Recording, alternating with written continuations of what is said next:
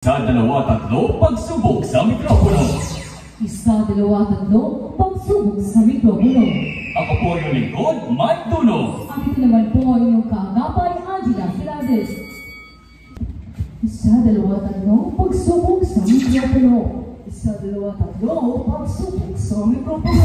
Isa, dalawa, tatlo, pagsubok sa mikropono. Isa, dalawa, tatlo, pagsubok sa mikropono. Jessie Eroha, Jane B. Waya, Benjamin Tortoro, Rain Taligro.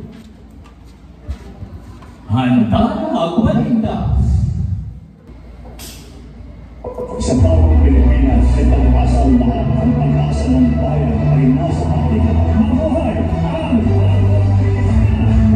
Mula sa ipila ng katotohanan, Puso at lakas ng mamamayan ang pinapakinggan. DXRS 964, Radyo Balita.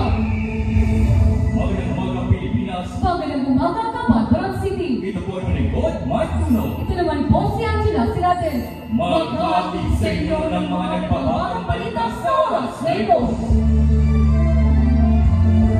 Sa ulo ng mga balita, J-Point Operation sa bansa, paitin ng Philippine National Police sa pagsisimula ng campaign period 2025.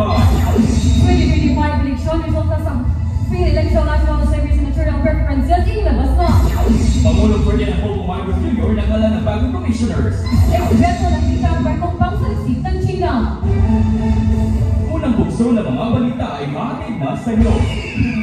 Nilipitahan ng PNP ang pagpapatupa ng checkpoint operation sa pag-umpisa ng pangampanya para sa Legend 2025 sa buong bansa.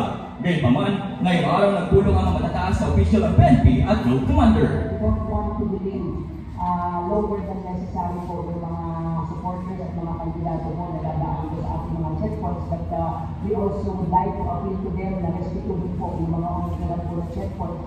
Samantala, lalo rin tutukan ng 403 area of concerns laban sa loose firearms ng private armed groups upang matigilan ang aksidente ng karahasan na may kinalaman sa eleksyon.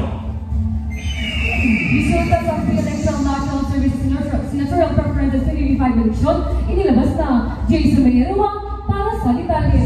Naghain na ng resulta ang isinagawang Pre-Election National Survey sa Senatorial Preferences noong January 18, 2025. Ayon sa 2,400 katao, edad 18 pataas na tumatanggap ng survey sa buong bansa. Lumabas sa resulta ang 14 na may statistical chance na nalo sa pagbilang sa tatakbo ngayong dating na halalan. Jessa Meroha, nagbabalita. Manatiling nakadamay pagkatapos ng mga paalala.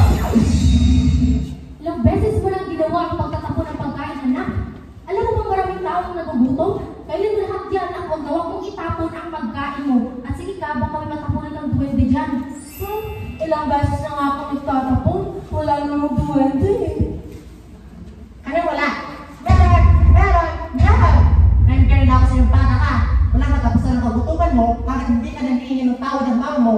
At kapag hindi ka magtatapan ng pagkain, kailangan. Ayan, magsisisi ka. Ha ha ha ha ha ha. Pasensya na po, inay. Ngayon, alam ko na ang kalagayan ng pagkain.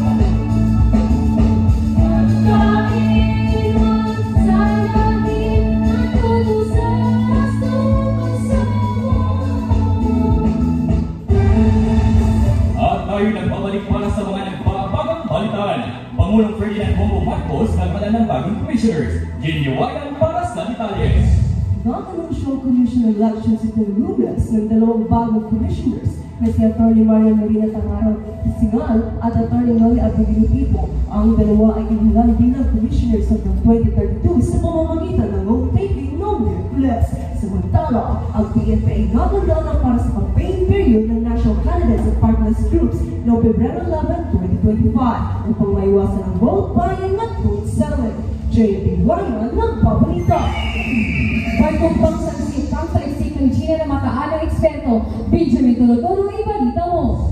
Datakbuhan ng barkong Danhai 101 papasok sa Philippine Archaeological Waters na ginagamit sa China sa pansaliksik ayon sa United States Archaeological Waters Maritime Expert. Dagdag pa rito, ang nasabing supposed ni Roy Prig Powell, may dalawang malalaging barko ang namataan na naglalayag paliko papuntang Hilaga na papasok sa archaeological water na naggaling sa Silver Sea. Bandang alauna ng hapon nitong Lunes, Benjamin Tortoro nagbabalita.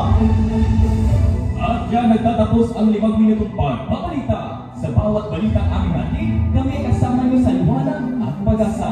Muli, ako po ang iyong lingkod, Mike Tulong. At ito naman po si Angela Silaris. Nagsasabi, ingatan natin ang kalikasan dahil lahat ay sama-samang magtulungan para sa mas magandang kinabukasan. Pilipinas, Dabagbatan City, mabuhay